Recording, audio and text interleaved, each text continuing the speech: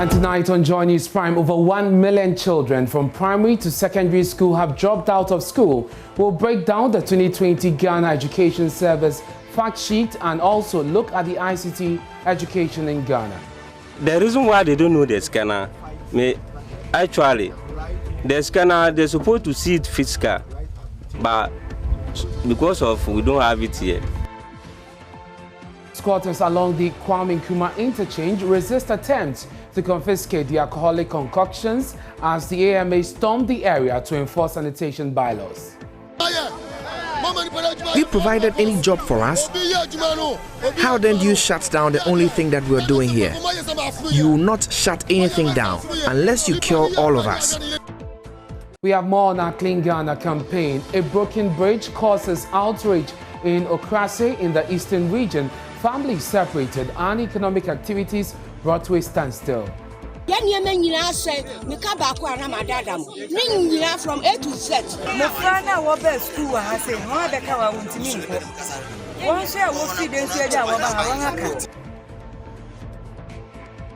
Also tonight, a possible setback for government's ambitious Agenda 111 as NDC MP Roxanne Dafiame pursues government over the procurement of the services of famed international architect David Ajayi. We have details of the suit which could bring the project to a screeching halt if successful. In business, cost of food and housing push August inflation up to 9.7%. The first time in several months we're seeing the contribution of food inflation surpassing 50%, specifically 50.2%. We also see housing maintaining its contribution at 16.7%, and we see a marginal. My name is Ernest Minu, and Joy News Prime is coming to you live from our studios at Fanofa here at Kukumlemle in Accra. On your digital TV, because we are free to air. DSTV channel 421, Go TV 144. This is your home of independent, fearless, credible, and impactful journalism. Stay tuned in.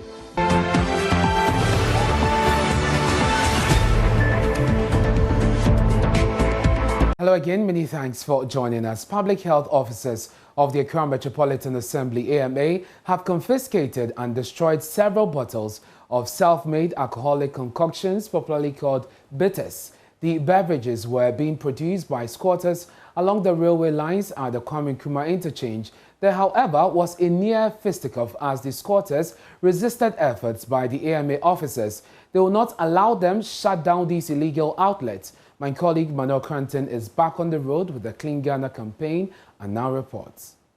Tackling food hygiene. Food hygiene doesn't mean that we are going to chase all the food sellers.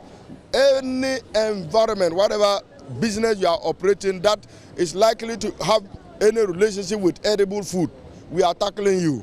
So we are tackling Head of Environmental Health Unit at the Accra Metropolitan Assembly, Joseph Asitanga, with details of the exercise which focused on the enclave around the railway at the Kwame Nkrumah interchange. Within the thick slum of makeshift structures in the area were several illegal drinking spots selling unapproved local gin stuffed with herbs and tree barks. Nti aha no omudi of the obenya ska di akona no no enu nti na ama wodi bites na efra wodi nnua nnua na omudi fra petesi no esayare. The herbs are even more medicinal than foreign liquors. We have the mahogany and so many others. I don't drink raw apetishi. When I drink the mixtures, they increase my libido and boost my sexual performance.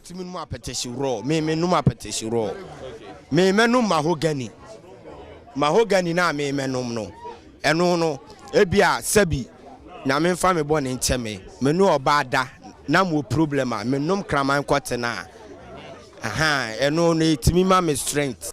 But with no clearance from the Food and Drugs Authority, the illegal substances were confiscated and destroyed instantly. To add other chemicals to it and you color it, you have adulterated the potency and the quality standard of the appetition from the farm. Now, we are registering a lot of heart diseases from the OPDs of the government hospitals everywhere. What is the source? We cannot determine the source of all these things. We are registering strange deaths. Look at the containers, how they are even dusty and rusted. Dust. And that is what they are selling for our innocent brothers and sisters to consume every day. They are telling me it's, what do I call it, mahogany. Do I know what they have added to the mahogany? No. They say neem tree. Do we know what they have added to the neem tree? So we are confiscating these things and we are going to pour it here. We are destroying it in the glare of the product, the seller. Soon, the team spotted a grinding mill sited just about 3 meters from the railway lines. Who did it belong to? And also I can't answer. I just can't. It's not me. I don't know. Obama, if me. Can you take custody of them? Hello. He's going to bring him back. This guy is here. Let's disarm this thing. Where's this thing? Come. While this went on, a crowd of agitated squatters began building up around the sanitation offices. They will not allow them shut down the mill. In fact, the motto of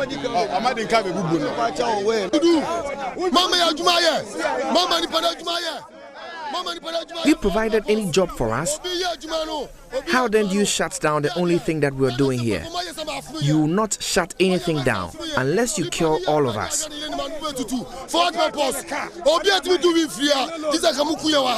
the end, the law won. Joseph Asetanga explains. Of Ghanaians, we don't want law enforcement and we are not ready to comply with basic regulations and we are out to enforce the law. So we will enforce the law. They are only agitating. We will not listen to them. Education has been largely affected by the COVID-19 pandemic around the world. Governments and school administrators have found ways to bridge the gap, mainly using technology. But here in Ghana, this solution has also magnified the inequalities that exist in many parts of the country.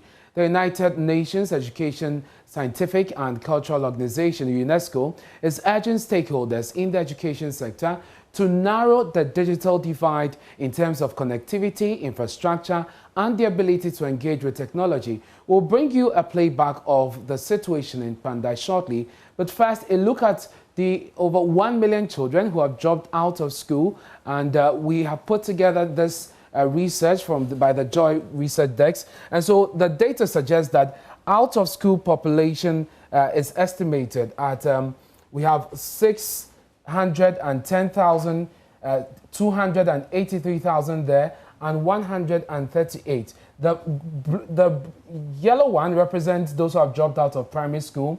This there represents lower secondary, and over here you have the upper secondary statistics. Now, when you go further, it breaks it down to male and female, and so the sexes. When you come to the upper secondary, you're looking at 46 males, 54 females, lower secondary 52, 48 females, primary 55, and 45 females. So that is, and of course, the source is the Ghana Education Service sheet. When you come to upper secondary, you have 41, 59 for females, 35 for lower secondary males, and then 65 for the females. Primary, 25 here, and 75 for the females. And of course, you can look at other varieties. You can look at the poorest in terms of the figures that are dropping. You have 26 here for the upper secondary. You have 22 for secondary, 19 for middle, 20, and then 13. And you have the same. You have similar figures also for the lower secondary, 46, 20, 17, 10, and 7. And for the primary, you have a good number, 58, 19, and then 12, as well as 7 and 3. And we are picking this data from the Ghana Education Service fact sheet for 2020. That research was put together by the Joy Research Desk. Now, my colleague Jojo Kobna in 2018 captured the rural Ghana situation through the eyes of children in Pandai, a situation that still exists. Watch this. I take a seat at Giradogo Presby School in the Pandai district of the northern region. My aim is to find out how students in JHS2 were coping with information communication technology lessons without computers. Today's lesson is how to create a folder. To create a folder, before you can able to create a folder, pardon the spelling error and concentrate on what the teacher has to say about how to create a folder. Create a folder. before you can able to create a folder, when you on your boot on your computer, we have some place you click. You click and then you see the place folder. And when you click, the folder will, the empty folder will appear. And then you open it and put all your documents inside. I am confused about what the teacher is saying, so I intervened. Do you know what a folder is? Who knows what a folder is? Folder is a symbol where you keep or keep your what? Documents inside for the future use. What did your teacher say? He said that a folder is where you keep your document for future use. Folder is a kind of storage device which where the documents are kept. A folder is a form of distance. It's a form of picture when you keep your distance, your things inside. Example like information or documents there. Kind of a computer when file or data input. What is happening here is sad, perhaps tragic. This teacher has been employed under the National Youth Employment Program. He is expected to impart knowledge to the children. Unfortunately, the children don't understand the lessons, but the teacher insists they are doing very well. Yes, they understand. Did they tell you they understand? Does it show that they understand? Yeah, the reason why I'm sure that they understand is that when I contest them class tests or class exercise, they'll perform. Now the topic changes to what is a scanner. Scanner is a program inside the what? Computer. It's a program and we store inside the what? Computer. And we use to scan pictures or what? Our own. Scan is to you to when you have the information, your documents, and you want the information to be inside the what? Computer, and or send it to different areas or offices. You scan it inside your computer before you transfer it. It is getting very ridiculous here. The circuit supervisor from Pandai Education Office is compelled to rescue the teacher. Scan means converting the hard picture in its electronic form. You have scanned it, and it can now be sent to anywhere. Either put in your folder, save in your computer, or even sent to somebody. The teacher admits that it is indeed difficult to teach without a computer. The reason why they don't know the scanner, actually, the scanner, they're supposed to see it physical, but because of we don't have it here. The Ministry of Education ICT in Education policy document signed by the then Minister Alex Tateño stated that the policy's main goal is to enable graduates from Ghanaian institutions, formal and informal, to confidently and creatively use ICT tools and resources to develop requisite skills and knowledge needed to be active participants in the global knowledge economy by 2015. But students of Jaradogo Presby JHS are yet to touch a computer. It is important for government to ensure equitable distribution of ICT education resources if truly it wants citizens to be computer literate, as well stated in the ICT education policy. Jojo Kobna, Joy News. Folder is a symbol where you keep or keep your what? Documents inside for the future use. Now, we have an educationist and the founding dean of the College of Education at the University of Ghana, Professor Jonathan Fletcher joining us for more on this, discussion on literacy. Prof, how does this literacy challenge play out, first of all, at the university level, where ordinarily students should be performing at an optimum? About the same thing. Yes. Prof, you may have to unmute your device so we can hear you. Yeah, thank you very much. Yes, I can hear you now. As I said, I would like to take the opportunity to say hi to your cherished viewers. Yes, I followed the narrative, and it seems to me that there's a lot that we need to do in order to get there, so to speak. Well, yeah, at the university level, obviously things are different because obviously we have the necessary infrastructure and we have the expertise, and students are keen to learn using a computer. So that is not a problem at the university level. I think the key thing that we are looking at here is how to ensure that there is equitable access to technology, particularly at the pre-tertiary level. I think that's where the problem is.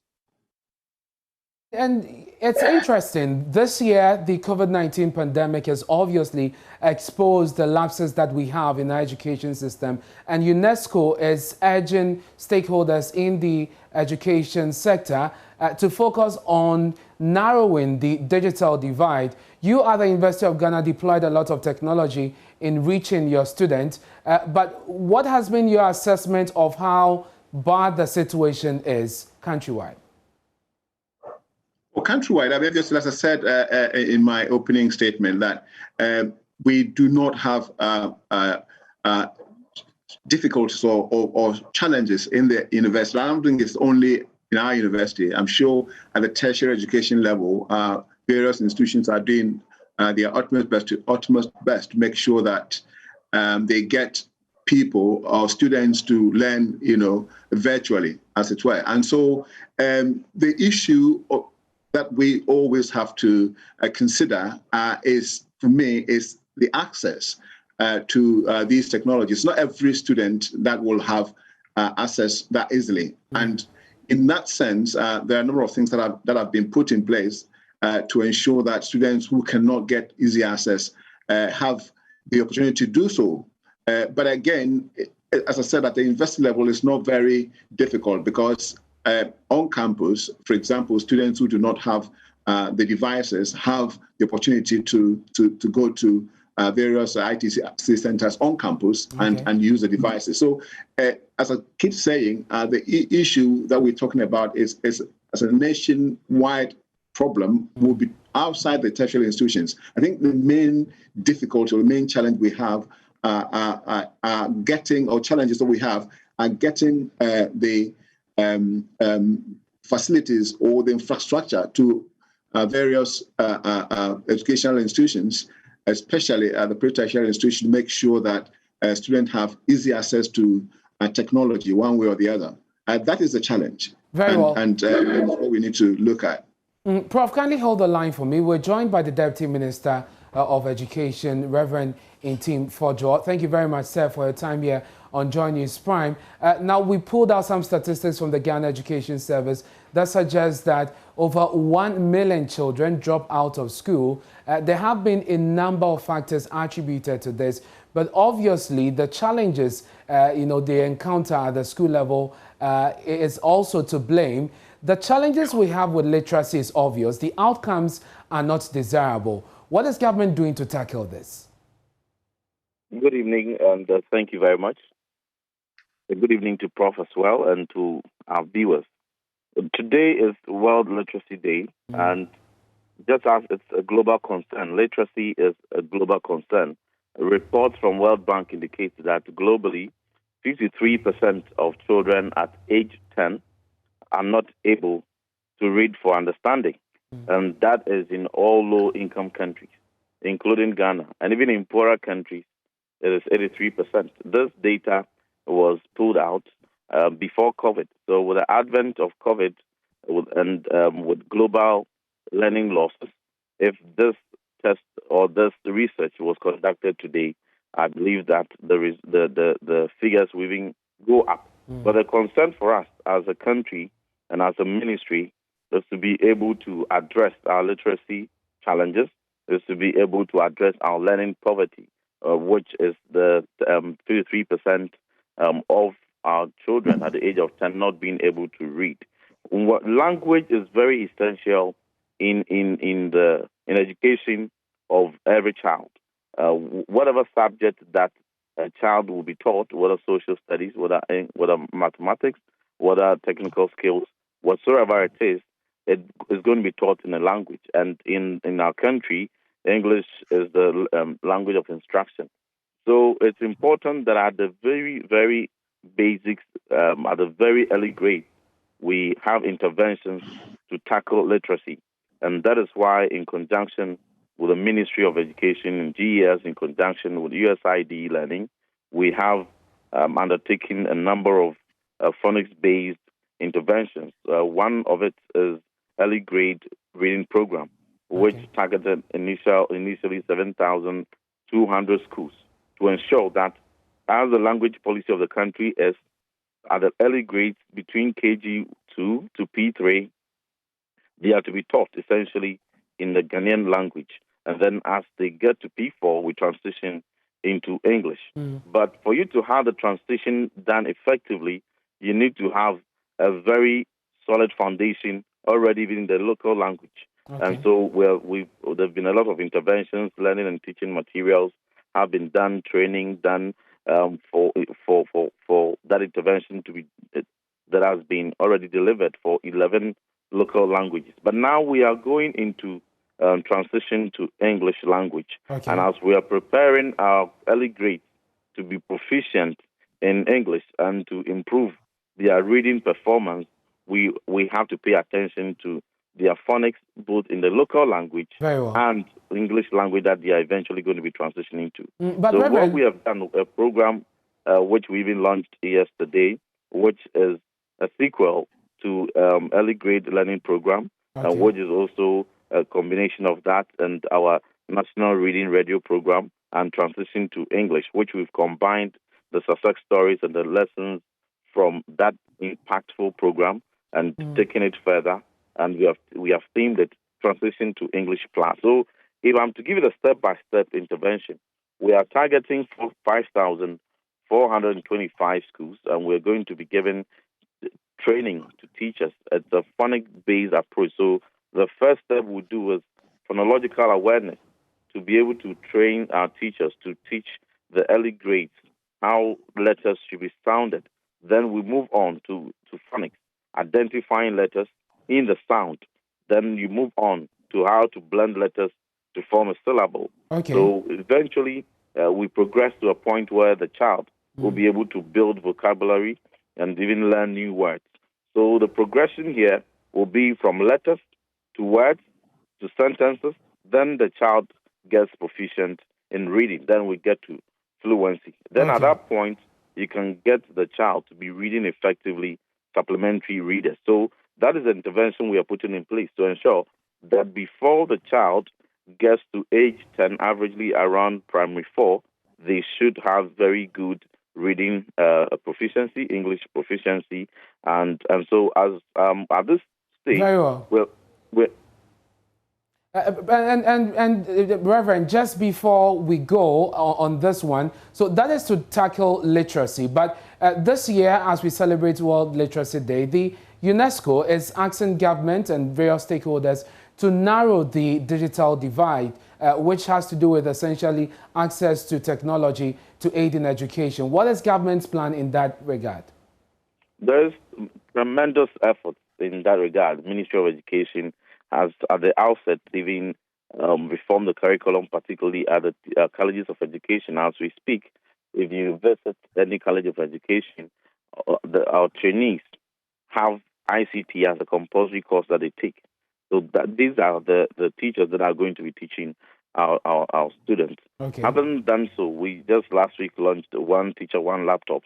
These are all promoting digital literacy in an effort to promote digital literacy. We have an institution, an agency called Sendlos, which is one of the very important agencies under the Ministry of Education that is mandated to ensure that we have effective platforms and digital tools available for learning. Okay. A number of interventions were even undertaken at the time when COVID hit. We have iBox, which is a digital platform that can even be accessed for learning offline. A number of other, we have the National Radio program, we have the National Television program, and many other digital interventions. Okay, so all of these aimed at addressing and bridging the gap. Thank you very much, Reverend, for joining us here on Joy News Prime. Professor Fletcher, your reaction to the measures outlined by the Minister, would this make a difference for you? Thanks very much. Yes, absolutely. And I'm glad the Minister mentioned St. Louis. A number of things are being done, put in place to make sure that students are able to learn in spite of the COVID situation. Of course, we are a big country, and you cannot get everybody getting access to technology at the same time. What we need to do is maybe to work on how we can make sure that people get equitable access to technology. But it's right. It's true that a lot of interventions have been put in place to ensure that learning takes place. And unfortunately, we lost Professor Jonathan Fletcher there, but he made the point that government needs to step up, and these are measures that will work if we pay closer attention to it. That's Professor Jonathan Fletcher, the founding dean of the College of Education at the University of Ghana. So the Multimedia Group's classroom project is for that little child who runs home from school when it rains in his village. It's also for that child who risks being killed should their weak school block collapse on them. It is to avert such unforeseen tragedies that Multimedia is urging you to give for change to make a difference in the lives of the country's future leaders. The PTA chairman of the Zonia Yili EA Primary School in Tolon is this evening appealing to you to intervene in their situation through the classroom project.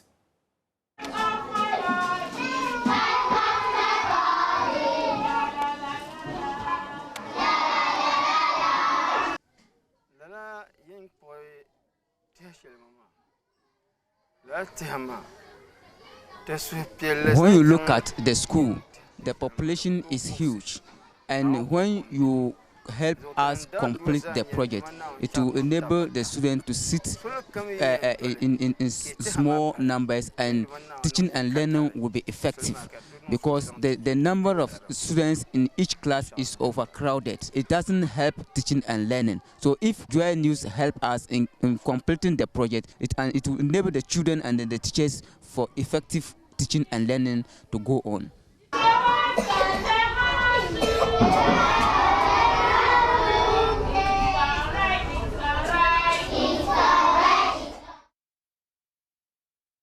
Your support in any form can change a life forever. For Momo transactions, kindly send your donations to 05930388832. That's Joy FM, or the Access Bank account number on your screens. You go to the Castle Road branch, and of course, you have all the details there. Kindly send in your donations. You may also reach our front desk for further enquiries on 03022165540. Away from education, Ghana's rent laws demand property owners take not more than 6 months in rent advance, but supply shortfalls means those who own the few houses available usually break this law. Low-income earners are usually the hardest hit, and this weekend, the first in the series of clinics that Joy News is holding as part of its Habitat Fair would come off at the Achimota Mall here in Accra. The Joy Habitat Fair is a one-stop shop for everything housing. Ahead of that, my colleague Justice Bedu spent time at the Rent Control Office here in Accra to see how serious this challenge is. It's a Monday morning inside the Rent Control Office. It's the busiest time here. The corridors are filled with hundreds of people, many with stranded faces. It's too much. It's too much. The harassment this woman is putting us through, the insults, it's too much. It's too much. And renting too is too expensive nowadays. When you are in the room crying, your time is almost to getting expired. Instead of them to take them that month that they've been taking, they will not take it. They will increase it once you are living in the room. Irama has been sitting here since 4 a.m. It's 12:30 now. My experience in Accra is like a living hell. You can work, you will work, all right, but all the money that you get, you will channel to landladies. You will channel all the money to landladies. Her landlady has recently told her she would be increasing her rent by half the amount she's already paying. Sebia tenant na enka nokore ana fiewura na enka nokore na ema ye busu wo ha obia de ne ha wo ba nti nokore kan ennim no na ma ye nyina ye ba ha no fiewura tumi yesa tenant su tumi yesa onka nokore fiewura bi so onka nokore eno na ma ye nyina ye gu ha bebira uhunu sa no. Ghana's rent laws, among many other things, bar people from taking rent for over 6 months. But especially in many cities like Accra, where Ibrahima lives, there are very few affordable housing. The number of people looking for a place to stay far outstrips the rooms available. So because landlords are not aware of this provision of 6 months, they collect the 2 years from you. After you spend some few days or months in your room, they try to induce you so that they can push you out and then get another tenant and then collect a higher rent. The housing crisis is hitting hard, and many, like those in this rent control office today, can't wait for an end in sight. Justice Beidou, Joy News, Accra. And so the mini clinic of the Joy Habitat Fair comes off this weekend at the Achimota Retail Center. That's Saturday and Sunday. You want to stop by and, come find out if you have some product that will meet your housing needs. It's a one-stop shop for everything housing. And still to come here on Joy News Prime, a possible setback for government's ambitious Agenda 111 as NDC MP Roxanne Dafiamepo sues government over the procurement of the services of famed international architect David Ajayi. We have details of the suit, which could bring the project to a screeching halt if successful. And coming up in business, cost of food and housing push August inflation up to 9.7%. For the first time in several months, we're seeing the contribution of food inflation surpassing 50%, specifically 50.2%. We also see housing maintaining its contribution at 16.7%, and we see as a marginal. You're welcome to Business. I'm Charles Aite. The high cost of certain foodstuff and housing pushed the rate of inflation for the month of August to 9.7% and neared the upper limit of the target band. However, it still remained in the single-digit bracket despite the consistent upward trend in the prices of some foodstuffs and housing as well. Addressing journalists, government statistician Professor Samuel Kopena-Ening said the situation is worrying. We look at the composition of year-on-year inflation, keeping in mind the 13 divisions, and we continue to see that food inflation is contributing the largest to the overall inflation of 9.7% that was recorded for the month of August 2021. For the first time in several months, we're seeing the contribution of food inflation surpassing 50%, specifically 50.2%. We also see housing maintaining its contribution at 16.7%, and we see a marginal dip in transport of about 0.3%, that is reducing from 14.3% that was recorded for the month of July 2021 and 14.0% recorded for the month of August 2021. Combining housing and food inflation, we are accounting for 2/3 of the overall inflation that was recorded for the month of August 2021, and combining food, housing, and transport for 1/5 of the overall inflation are drawn from these three divisions, with food 50.2%, housing 16.7%, and transport 14.0%. We do the disaggregation at the subclass level on a year-on-year basis and on a month-on-month basis, focusing on food, in the view that food is the major driver for the August 2021 inflation. From a year-on-year basis, we identify 7 subclasses that record food inflation higher than the overall average, that is the 10.9 that was recorded for the month of August 2021. And from the month-on-month basis, we identify 9 subclasses that do record food inflation, that do record inflation higher than the overall food inflation of 0.2. Specifically, we see cocoa drinks and cereal products from both a year-on-year basis and a month-on-month basis leading on the chart of higher rates of inflation, specifically with 15.7 and 15.5 respectively for cocoa drinks and cereal products on a year-on-year basis, and 12.3% for cocoa drinks and 2.8% for cereal products on a month-on-month basis. We record a deflation for water, ready-made food items, and vegetables on a month-on-month basis, and largely these 3 subclasses are what is driving the 0.2 food inflation that we did record for the month of August 2021. We do a trend analysis again by comparing food and non-food inflation on a year-on-year basis, and also do same on a month-on-month basis. For the second consecutive time, we see that food inflation has dominated non-food inflation with a wider gap of about 2.2%. Secretary of the General Agric Workers Union, Edward Kariwa, says there is a need for a documented procedure to link foods to the ready markets. He believes this will drive food-instigated inflation down.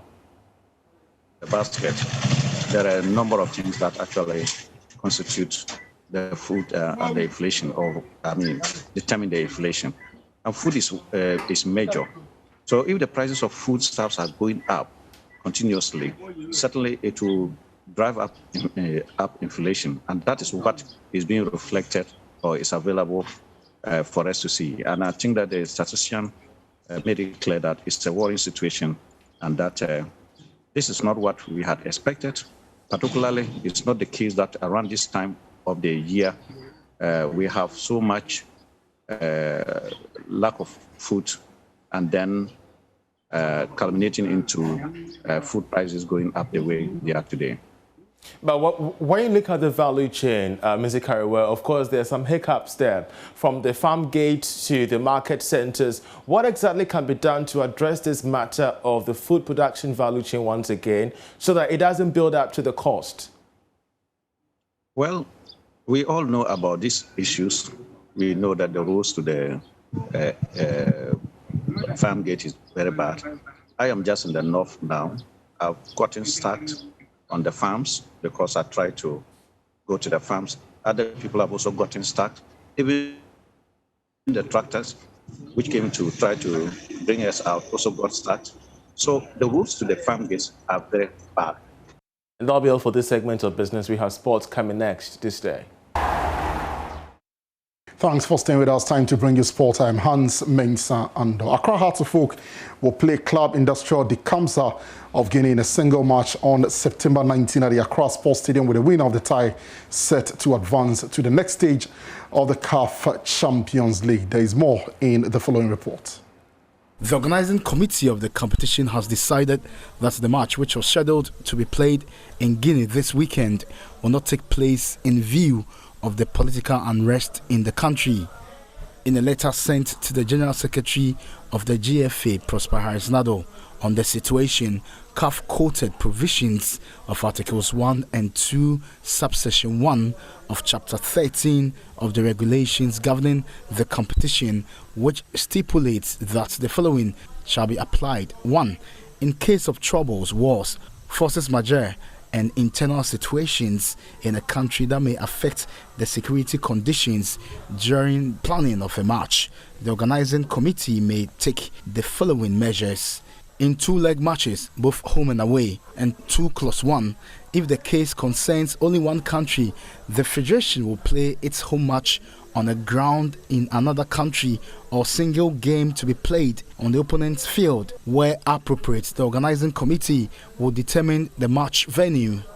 The winner of this single match will qualify to the second preliminary round of the competition. In case of a draw at the end of regulation time, the winner shall be determined by penalty kicks.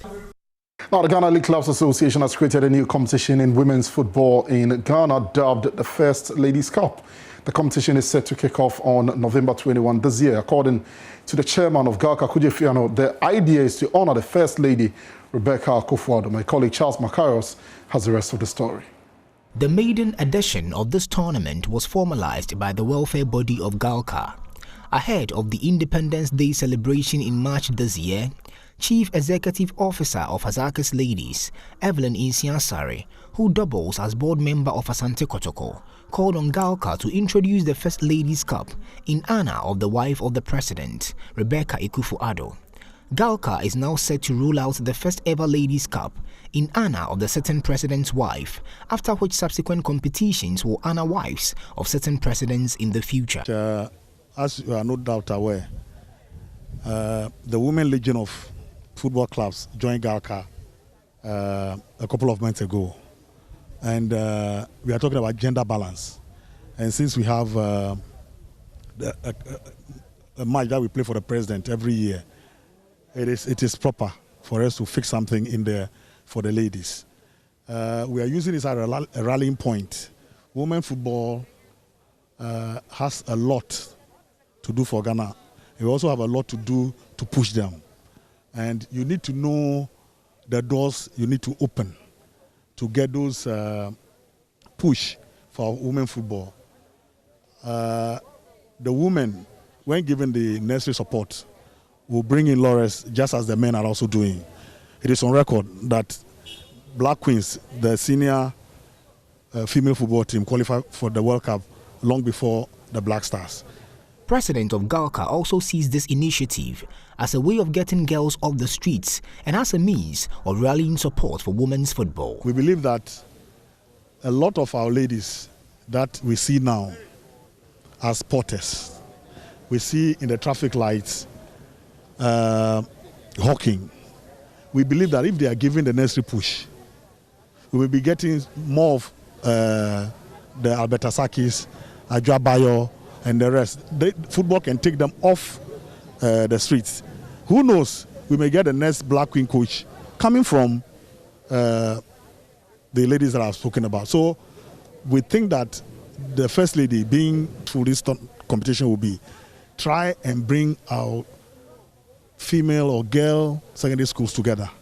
For instance, Accra girls playing Aburi girls. Aburi girls playing Infantiman. Infantiman playing St. Mary's.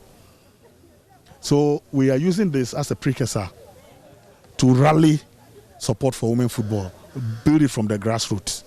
Teams in the Women's Premier League will participate in the annual competition set to start later this year. And that's it for this installment. More sports later in the bulletin. It's now time to know what's happening in showbiz. Becky's here. She has all the news. Hi, Becky. Hello to you, Ernest. Let's talk about E-Vibes this weekend on... Who's featuring? It's Jackie. Okay. My mind day for you. Yeah. So she is saying that darkness is her spiritual place of art, and she's been explaining why she recalls in the dark. Oh, really? Yeah. Is that not interesting? Very. Yeah. Let's hear her explain. Yes. It's a spiritual moment for me whenever I have to record music, because I feel like, it's not even I feel like, whenever the place is dark, I feel I'm in the studio alone, even without the producer. And I feel like I'm the only person existing at that moment. Do you understand? So I'm able to imagine whatever I want to write in terms of the lyrics, especially when it's a love song or a song that has to deal with the emotions. Whenever I record in dark and quiet places, I'm able to portray my emotions or the lyrics of the song into the beat, and the song always feels real when you listen to them. So expect a lot more in this particular interview on Saturday on Joy News 8:30 a.m. and on Sunday on Joy Prime 6 p.m. So it's Jackie on E-Vibes this weekend. Right. Let's move away. Let's talk about Shatawale. He's always in the news. This time around, he's talking about why he hasn't collaborated with Stonebwoy. I thought they did a song together. No, they don't. He doesn't have a song with Stonebwoy. He has a song with Sarkodie and Samini. He's explaining that usually here in Ghana, when it comes to collaborations, people are like, oh, it's nice, there's nothing really coming out of it. But in other countries, we have, you know, people collaborating on songs and making a lot of money out of it. So he doesn't see any reason why he should, you know, collaborate with all these people that people are expecting him to collaborate with without getting anything. Why don't Shatta do a song with Stonebwoy? Why don't Shatta do it? Andy, that is why I'm saying that this industry that we are in, me per se, I'm about the business. So I'm not here to impress people that, oh, many Stonebwoy is why, you know. Let me just give you an example. Shatta Wale featuring Samini could have been the biggest song ever in Ghana. But I did a song with Samini at a point where he realized we should do a song. Are you getting what I'm saying? The business around this thing is not about to create impressions, but it's about us to make money and feed the fans too with that same amount. Maybe some, at least, you know. So if people want us to do collaborations like this, that is where I'll bring in and say, the structures are not right for us even to know the amount of money that if me and Sarkodie do a collaboration right now, how much we'll make. I swear, if you call Sarkodie and ask him how much you made for Major Girl, he can't tell you. He can't tell you that, oh, Shatta made $1 million and I made $3 million. He can't give you a figure. So sometimes it's stressful for us. Yes, I mean, so collaborations, yes, they're beautiful and nice. But when you watch certain collaborations outside our country, okay, so it must definitely come with money. Yeah, otherwise it's not worth it. Yeah, everything has to do with money with Shatta Wale. Thank you very much, Becky, for bringing us the latest in the world of showbiz. Anytime. We have more stories for you. Please stay with us.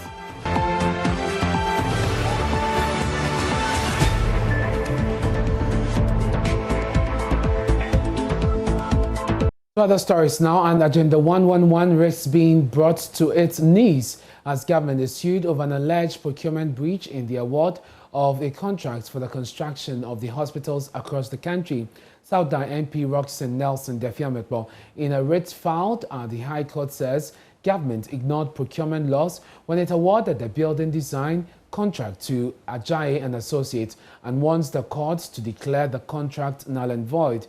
He alleges that an amount of $6 million of public money has already been paid to the company as consultancy fees. This, he argues, breaches portions of Ghana's constitution. The MP also proceeds to list various government actions he finds contrary to law. These are stated in the writs issued on his behalf by his lawyer, Neat Patosomwa Ado. Kweku Asante joins me via Zoom with more details on this. Kweku, when was the writ filed and what more grounds does he provide for filing this suit? All right, and so this suit, per our sources at the High Court Registry, was filed today. And among other things, this suit is seeking to do two things in one. First, it's raising concerns about the contract that was awarded to Ajayi and Associates to undertake the architectural drawings for the project to be undertaken, and also the insurance deal that has been handed to Enterprise Group to be able to insure the project. So according to this suit that was filed, the procurement laws, according to Mr. Roxanne Nelson was not followed in handing these contracts to Ajayi and Associates. We know that earlier, the Institute of Ghana Architects had also raised similar issues, saying that there was no competitive tendering, to which this specific issue was raised when the Agenda 111 came up. And so it is expected that the court will soon set a date for these issues to be addressed. But it says that the plaintiff, according to him, the Ministry of Works and Housing, which was the entity responsible for procuring the services of an insurance broker and insurance company in relation to the Agenda 111, was mandated by the Public Procurement Act to do so by competitive tendering processes. It continues that the plaintiff says that the reasonable alternatives existed, and such similar insurance brokerage and insurance companies should have been given the opportunity to bid and submit tenders for the project. He says that the procurement of the services for a contractor by inviting a proposal of price quotation from a single supplier or contractor where the conditions under Section 40 of the Public Procurement Act have been met. The plaintiff says that the failure of the defendant to announce and call for invitation to bid for the insurance brokerage contract and the insurance company constitutes a breach of Article 36(2) of the 1992 Constitution. And so these are the issues that he's been raising. And not only does he want these contracts abrogated, he's also seeking for some prosecution. Ernest. And so those are, can you just run us briefly through the reliefs he's seeking? Right, he's seeking a number of declarations and orders. First, a declaration that the defendant's failure to award the contract for the design of the hospitals forming the Agenda 111 by competitive tendering was unlawful and contrary to Section 35 and 36 of the Public Procurement Act 2003, Act 663, a declaration that the failure of the defendant to comply with the laid down procedures provided under Section 35 and 36 of the Public Procurement Act 2003, when he awarded the contract to Ajayi and Associates, rendered the decision and contract null and void with no effect. And so he also wants an order directed at the government to terminate the building design contract with Ajayi and Associates. He also says that the 36 million cedis, which he alleged have already been paid to Mrs. David Ajayi and Associates, should be refunded. Very good. Thank you very much for bringing us those details. Away from court, the family of murdered final year student of Upon Memorial SHS has welcomed the arrest of 3 teenagers connected to the incident. Mother of the deceased 19-year-old Richard Appiah says only the arrest and subsequent prosecution of the suspect will appease the family. Madam Florence Wahima is encouraging police to go all out to arrest other culprits. Ohim Interior of our security desk has more in the following report. Police in Kokofu have arrested 3 teenagers, including 2 brothers, for their involvement in the killing of Richard Appiah. The JHS 3 and 2 students, who have since confessed to the crime, were picked up with the support of their parents. Behind me is the Kokofu police station where the suspects are being kept. Police are on the lookout for more suspects involved in the killing of the student.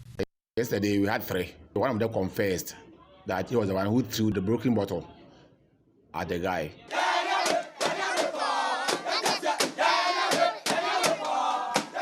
Madam Wahima on Monday appealed to police to bring the killers of her 3rd child to book.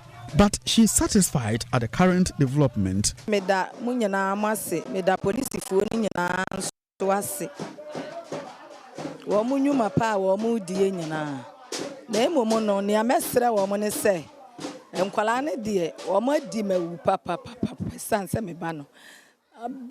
papa.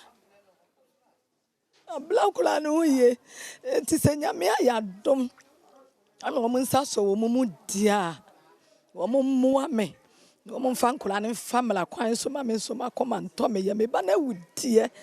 Yan to Sadia Beya, my comma bet Tommy Yamuntino. Sana Mary. Meanwhile, the family wants the financial support of the Ghana Education Service in the investigations and organizing the funeral of the deceased. Richard Edu is an uncle. Yes, re. Ese education ministry no mumbra ye misra bemu no maboaye na akra no optosi no yem omomwa na yenye abusua ne nika ple a ye betimi di aso saade we yasene. Seji yes ne education ministry no omama meso ye mu e wona wotwe mu a ebia abafra ne begtai emu ni mu e di amaban na ban aye de obeye afa ho ye gase ye be kamra ye nimra ba de betimi aka ne ze ye de se ni ko school na nkwa woni mu asem ni so ansi ye fie ha ekosi school enso abesi the same re ye hu krata bi e free ministry ho ababonten a free education Ghana Education Service ho ababonten ese wo mo chechira busua kra re ye hu bi da mekwai municipal MCO ye busua fie kra ye hu no so asem na asie no abusua ye ni anwode na so ye nyamu baby say ye call ema abofra ne ye pay justice de ma no ansa na ye sie no no ye be pay justice ama no.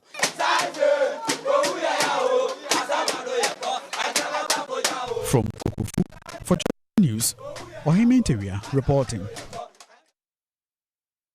The Greater Accra Regional Minister Henry Cortes says the illegal structures along the Spintex Manette area contribute to the many accidents on the motorway. Briefing the media during a tour of the Lejokuku municipality, he explained occupants of these structures contribute to the obstruction of traffic. As part of the Make Accra Work campaign, the regional minister led a special task force from the Dadekotopon Municipal Assembly, Ayawaso West Wagon, and the Lajokuku Municipal Assembly to pull down some illegal structures in those areas. A combined task force of Dadekotopon, Lajokuku, and Ayawaso West Wagon have begun decongesting the motorway stretch of over a number of kiosks. They have occupied the place. They are using free water. They are using free electricity, insecurity. They contribute to most of the accidents on the motorway because they keep crisscrossing. The minister further mentioned that persons occupying the area use water and electricity illegally. 10 shacks of some individuals were brought down, while others were given an ultimatum to evacuate the area since the Lajokuku Assembly had served them a notice. The Lajokuku Assembly served them notices since 2019. They are constantly being reminded for them to vacate the place, and they haven't done so. So I'm told that 3 days ago, the MC led the task force to begin the demolition exercise. Now over here, as we said, one of the major causes of the traffic on the Spintex stretch is the Manette Junction. As you can see, look at what is happening, see. The trucks will stop here, traders are here, all manner of things. And it is not bringing the benefits that we thought it would after Mr. President has led for this road to be built. In view of this, they have been served notices already. The MC and the task force will commence removing these structures, and then the task force will be here to ensure free flow of vehicular movement. Let me now take you to the eastern region.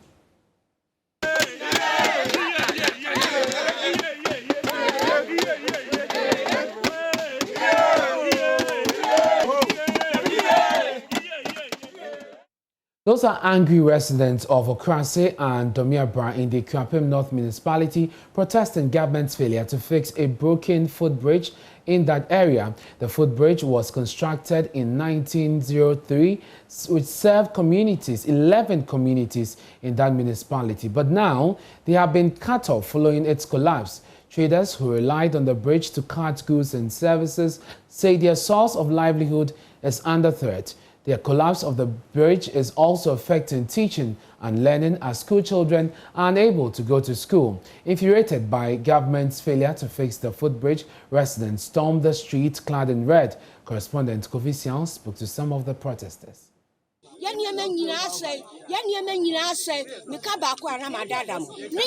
From A to Z.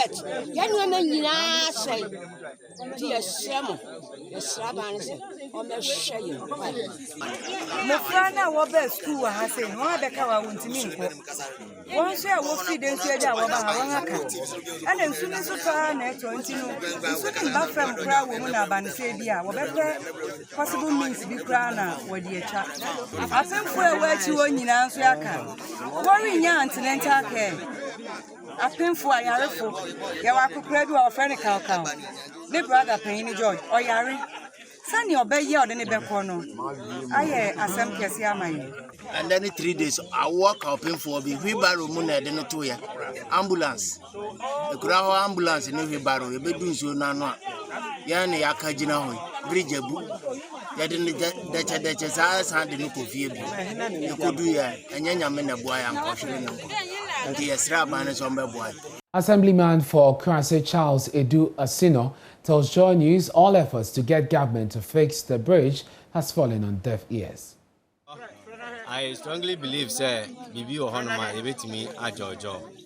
And Tinaka may expect assembly no, and the leadership of the government, sir.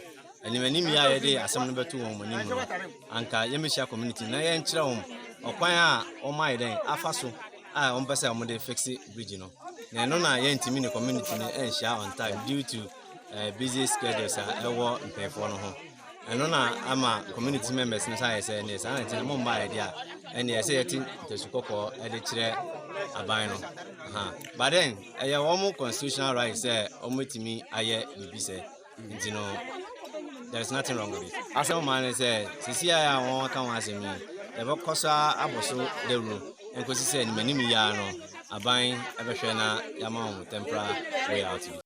The 2020 NDC presidential candidate John Dramani Mahama says he stands by his do-or-die comment. Mr. Mahama, speaking on a Techiman-based radio station on Tuesday, stated that the 2020 elections thought the NDC that elections can only be won at the polling station. Thus, they will not let their guards down.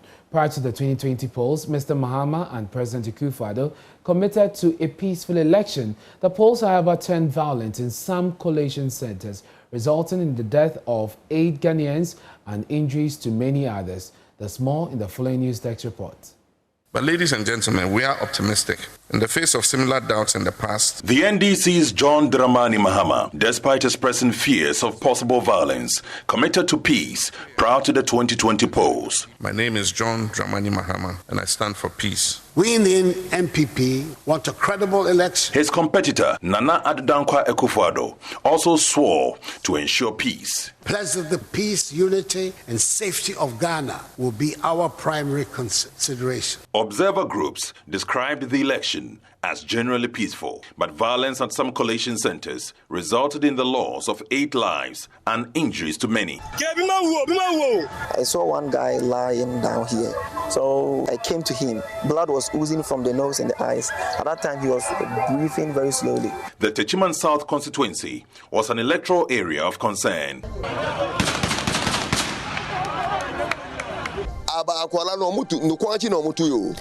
They shot my boy from the back of the neck. The petitioner has not produced any evidence. An election petition challenging the Nana Akufo-Addo victory was dismissed. We accordingly dismiss the petition as having no merit. The political parties are already gearing up for another election season, with a little over 3 years to the polls. COVID-19 has become the convenient whipping boy and has been cited as the reason for the crisis we face now. Former President Mahama and Setepe are on public record as being the worst duo to have ever been in charge of the Ghanaian economy at the time. Mr. Mahama says his party's approach in 2024 will be total vigilance at the polling stations. Elections, it will be won or lost at the polling station. And the polling station, they better do or die. Because all die be done. His spokesperson, Felix Kwachofosu, says this is not a call to violence. We were going to maintain a state of preparedness and a high level of vigilance, and that we were not going to countenance or brook any acts of intimidation or rigging. But the MPP's Nana Obribwahi disagrees. He says the party is ready to protect Ghana's democracy. We are all prepared to protect and defend the democratic credentials of this country.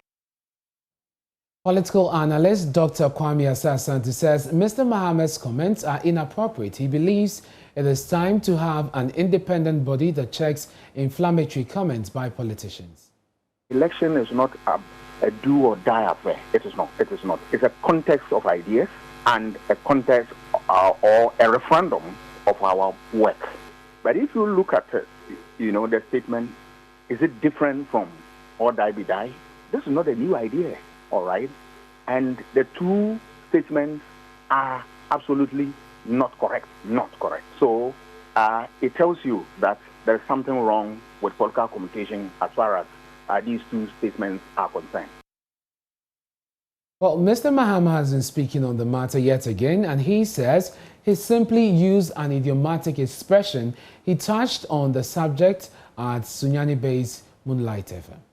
Over Africa, your proverbs, your bube, and you can't want some young country in the straight format. And so you're the best and the becker.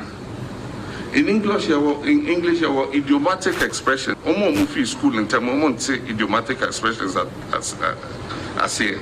Do or die means a critical assignment you have, and you must do the needful or perish. And so you must do the needful. I say, make us say, and this is me and train and go Supreme Court to be. There was a year of polling station and the collation center was here. And so I don't retract. The next election for NDC is going to be a do or die affair. We brought to you a report from OT region days ago about the increase in positive cases of COVID-19 among health workers and the general non-compliance to the COVID-19 protocols. The regional minister for that region, Joshua Makubu, also announced that the security task force will start prosecuting those who violate the COVID-19 protocols. Peter Senu has been interacting with residents in the region on why they have let their guard down with observing the protocols. There's more in the following report. The regional minister, Joshua Makubu, has mentioned that persons who flout COVID-19 protocols would be prosecuted. But before then, why have citizens loosened their guard against observance to the various protocols instituted for us to stay safe of COVID-19? But a week ago, we had to call an emergency meeting considering the alarming figures that were coming, and then to write to all MMDAs to reinforce the COVID-19 protocols. And as I speak to you, the security agencies are on guard, and people who decide to flout those rules will be arrested and prosecuted. It is better you vote against me, vote against my government, and be alive and do other things for Ghana than to die because we are afraid of what? Losing votes and will not enforce laws in this country. Well, I take you to the KJB and the Jasikan district where I have interacted with drivers and some individuals as to why they have let down their guard with respect to observing the COVID-19 protocols. Upon arrival at the Jasikan lorry station, only this woman on this motorbike was seen in her mask. These drivers had to run for cover upon learning the camera was on them for not wearing their masks and initially refused to speak with us. But why are the drivers who initially ensured a passenger wore a mask before getting on board the vehicle reluctant in doing so now? We don't believe that sickness is real. We don't believe. But people are dying. We're seeing it here from the news. We are just hearing it, but we've never seen it before. So you want to see before you believe? Yes, because see is believing. They are just saying it that we've recorded this, we've done this, we've done this. We've never seen any patient that they said this person is having the sickness or these the symptoms of, or we don't know anything about it. They are just saying it. So as for me, I don't believe it. I don't know to other people, but to me, I don't believe that the sickness is real. The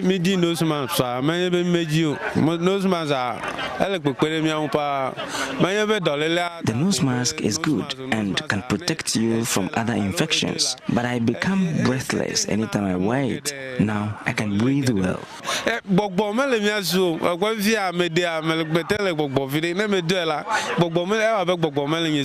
We caught up with these ladies who would not answer why they were not in their masks, except to say they were then going to buy one.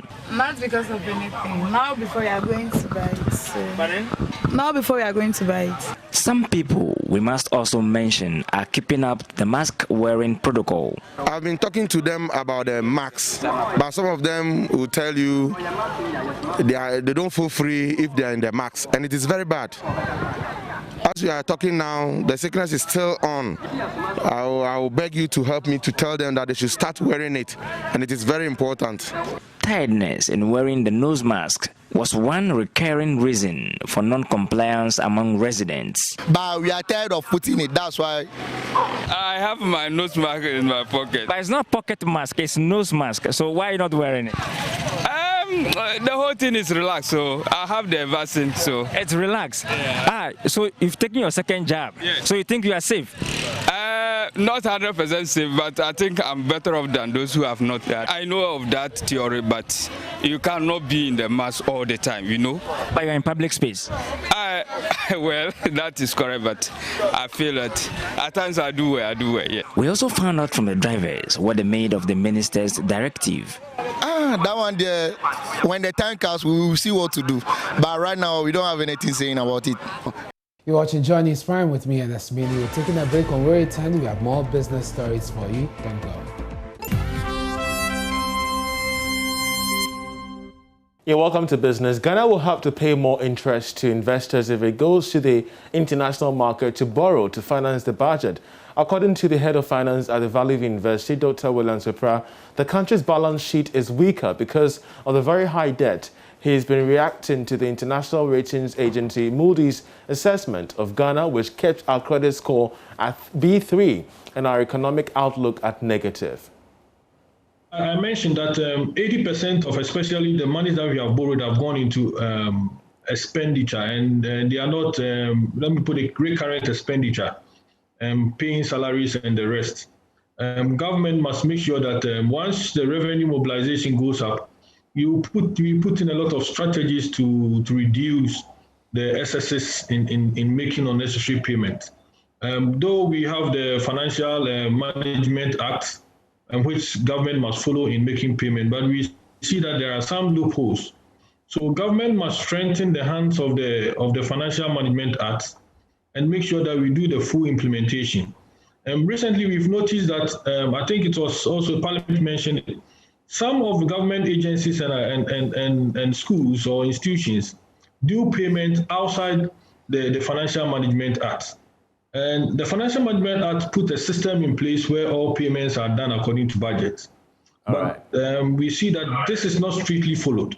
So we have to make sure that this act is strictly adhered to, and those in governance or in heads of institutions follow the Management Act of making payment. And the last one is procurement. We have a good procurement law, but this enforcement is also a problem. So as a country, if you are not able to control follow the procurement law, and that is the only way to control the expenditure. There are two ways, procurement and budget. So the budget is handled by the Financial Management, and the Procurement Act also take care of that. Great. So as a country, we have to make sure that we follow them. There's evidence of a lot of sole sourcing nowadays, and you cannot get value for money in such activities, and that is why we have high expenditure as well. Now, questions have been raised regarding the impact of Guinea-Coup on trade and businesses between the country and its trade neighbors in the ECOWAS sub-region. Business Development and International Consultant Oheniba Kwame Daku believes that political instability in Guinea has dire effects. According to him, the coup could increase the cost of trade since the new military leader could restrict entry into the country. The coup leader said there's going to be a closure of the borders. So automatically, if you are trading and you use the borders, you can't go. That's the first thing. That's the first thing. You can never go. Even if you are given exception to move, there'll be a lot of inspections at the borders. So that would also impair the time of trading. So if you are allowed, and maybe the product you are sending is perishable, maybe you have to stay at the borders for maybe a day or two, because they have to do thorough inspections, because now security instability, they might fear that maybe there could be guns, there could be whatever, to come and do another counter coup. So now, obviously, there's going to be a lot of checks, even if you're allowed. So yes, it's going to have an effect on our trade, and I don't even think you can fly to Guinea now. Now, President Akufo-Addo has expressed the government's commitment to improve the business environment for firms to grow and improve the livelihood of Ghanaians. According to him, this is in line with realizing the Ghana Beyond Aid agenda. He was speaking at the maiden edition of Spark Up, an investment support organized by an investment summit organized by the Ghana Investment Promotion Center as well as the Ministry of Information. President Akufo-Addo is restoring hope to businesses as he emphasized his government's pledge to improve the business environment for firms to expand and employ more Ghanaians. He said this when he gave the opening remarks at GIPC Summit dubbed Spark Up. Government since 2017 has put in place measures needed to reduce the cost of doing business, improve the business environment, and made the Ghanaian economy not only one of the most business-friendly economies in Africa, but also one of the fastest growing economies in the world between 2017 and 2020, averaging 7% GDP annual rates of growth, up from the 3.4% rate we inherited in 2016. The Ghana Investment Promotion Center disclosed that it has targeted $3 billion of foreign direct investments in 6 areas. They include agriculture, infrastructure, industry, health, and education. Here is Chief Executive of GIPC, Yofi Grant. This year we are targeting $3 billion of foreign direct investment. We did mention 6 areas: agriculture, infrastructure, industry, technology, health, and education sectors. Yes. I mean, we've been talking about reforms for quite a while, and of course the important thing is to remove barriers for business and investors. And one of the barriers that we constantly come across is the one of minimum capital requirements. That's one very obvious one that normally happens. But there are other areas where we want to streamline and make sure that businesses and investors do not suffer inordinately, like the number of regulatory hoops they have to go through, the number of agencies they have to go through, better investment facilitation, and aftercare services. Meanwhile, U.S. Ambassador to Ghana, Stephanie Sullivan, has reiterated her country's commitment to maintain ties with Ghana.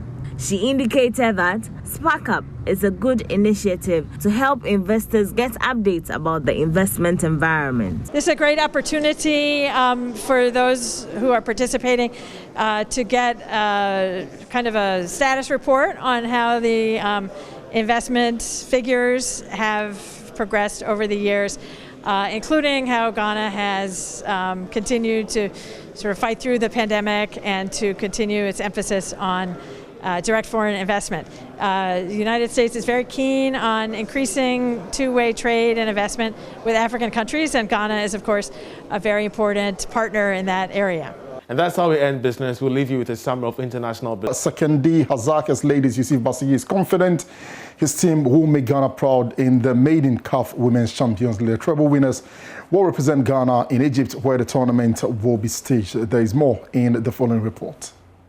Emerging as winners of the WAFU Zone B Championship, Hazaka's ladies will represent the country in Egypt, where the tournament will be staged. Speaking ahead of the tournament, Yusuf Basigi, coach of the Second-D base club, reiterated that his outfit is determined to leave a mark. Our preparation is ongoing because the task now is bigger than before, because these are champions all over the continent that are going to meet. So it means that the task ahead is bigger than before. And for that matter, we are working very hard, we are training very hard, because our objective is to raise the image of Ghana very high, to make Ghana very proud. He was, however, quick to add that he wouldn't want to put any unnecessary pressure on the team by promising Ghanaians the trophy. Yeah, we want to go there and perform very well, because we don't want to put unnecessary pressure on us for saying we are going to win. And every member or every participant or competitor there is there to win. And for that matter, I will say that we are all there with one. It's by the Confederation of African Football and will involve the top women's club teams in Africa. It is the female counterpart of the male version called the CAF Champions League. Now, the Ghana Athletics Association has announced a 3-year partnership with Ghanaian beverage company Temacraft Brewery, manufacturers of a jungle range of beverages. There is more in the following Joy Sports report. The deal would see Jungle Brothers sponsor one major athletics championship to the tune of 100,000 Ghana cedis annually, as well as provide administrative and developmental assistance to the GAA. Speaking at the signing ceremony, President of the GAA, Afali Bik Ababu, said the development was a huge milestone in the history of Ghana athletics. He pledged GAA's commitment to ensure that the relationship was maintained with a contract renewal after the first 3 years. Today marks another milestone in the history of Ghana athletics, Over the years, we have been organizing competitions and trying to look for people or organizations that will support us to be able to deliver.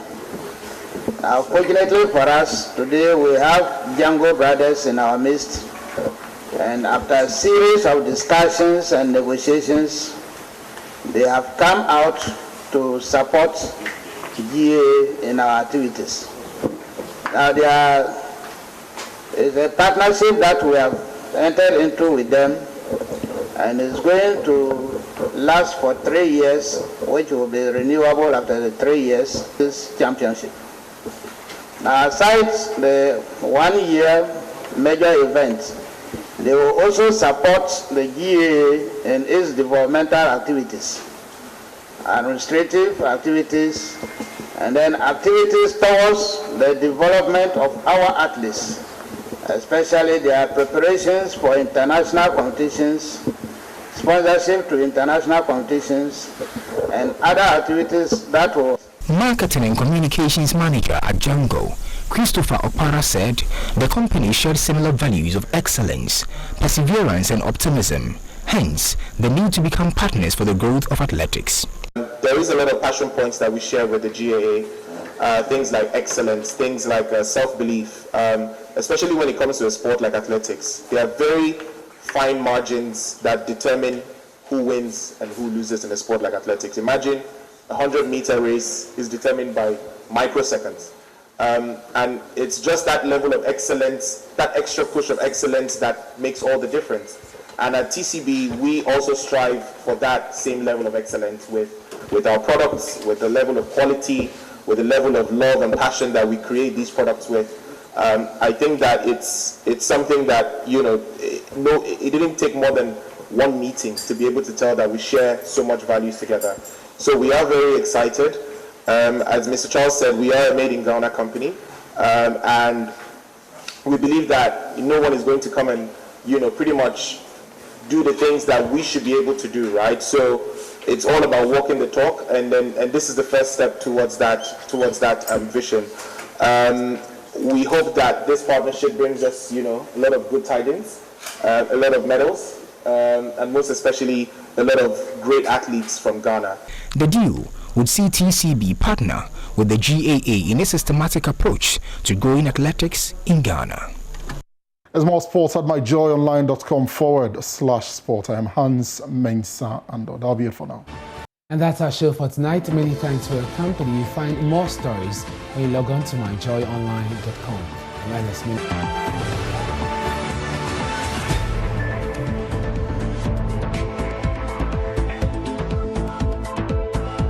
Hello, I'm Dori Nando. You can catch up with all the fun on the Cosmopolitan Mix and on all our shows via podcast. Just go to My Joy Online podcast and search for your favorite show and relive those moments all over again.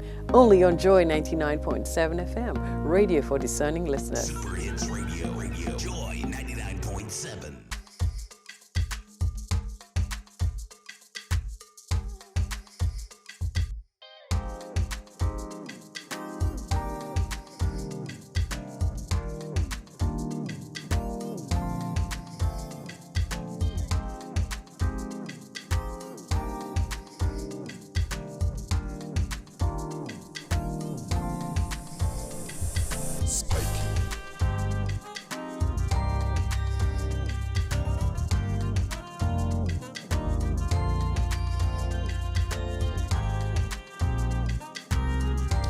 Good morning and welcome to News File.